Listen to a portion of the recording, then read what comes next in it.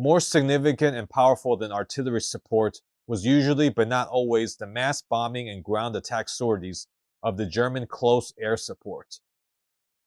After the Battle of Britain, the bombing and ground attack arm of the German Air Force focused their main effort on the Eastern Front for the remainder of World War II. They possessed a diverse set of capabilities to support ground forces in the offensive.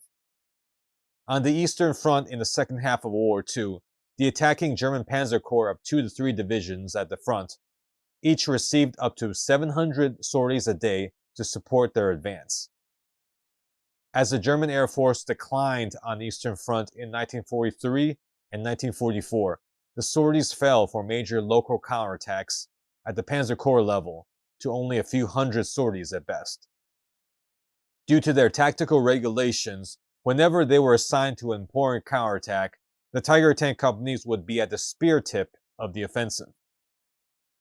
In the breakthrough battle, they would be the first ones to benefit from the mass airstrikes on the complex Soviet defenses.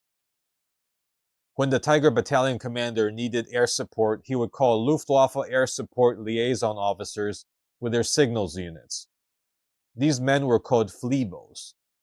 These were experienced officers of special training in ground control and signals, and they typically operated in an armored vehicle like a half-track, armored car, or even in a command tank. They were allocated to division and corps and could be found far forward on the battlefield, guiding dive bombers, fighter bombers, and carpet bombers to their targets.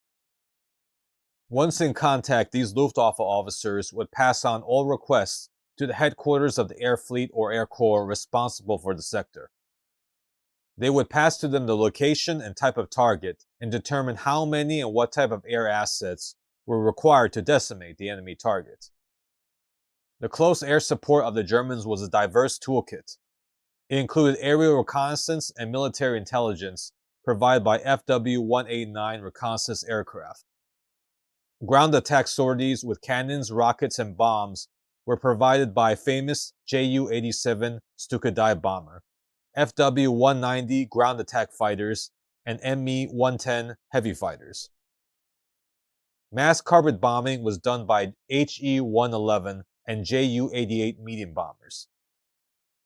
For airstrikes against Soviet tank columns, they had specialized anti-tank ground attack aircraft squadrons equipped with HS-129 and Ju-87 Stukas, refitted with 30mm and 37mm cannons with special tungsten core ammunition. These special aircraft flew very low to the ground and penetrated the roofs of T-34s and other tanks with strafing attacks. The performance of German air and artillery support often made a difference between victory or defeat. Thanks so much for watching. Please help out this channel by liking, subscribing, and ringing the notification bell. And please check out my Substack and my playlists. Comment below on what you think about the Tiger Tank and the Heavy Panzer Battalion in World War II.